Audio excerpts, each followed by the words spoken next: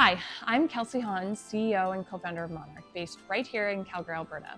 I grew up as a high-performance athlete, and it's what's shaped my views on leadership, growth, and performance. I learned early on that falling wasn't failure. It was actually part of the process. Whether you're 4 years old learning to skate for the first time, or you're stepping into your very first leadership role, growth comes from getting back up again and again. See, in sports, progress is intentional. Athletes don't hope to improve. They train relentlessly and they practice on purpose. But in business, development often stops at job titles, boring PowerPoints, or one-off coaching. We often rely on hindsight instead of real-time insight. Leadership development is broken. It was built for a slower, simpler, pre-COVID world.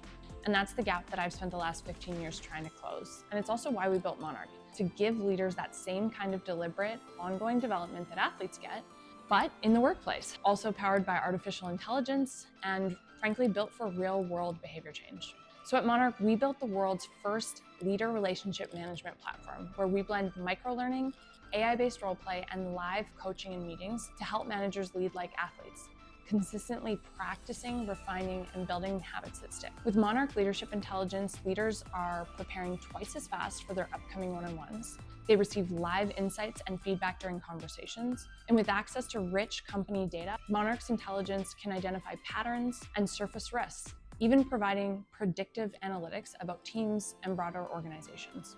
We're turning everyday meetings into performance moments. Because let's face it, leadership isn't about big speeches or fancy titles. It's about building trust, giving feedback, and ultimately how you make people feel. At Monarch, our work has never been more urgent. Team sizes have nearly tripled over the last 10 years. We're working more than any generation in history. And today's leaders aren't just managing work. They're managing personalities, trauma, ambition, anxiety, conflict, performance, and potential. Gen Z is actually the first generation actively opting out of leadership.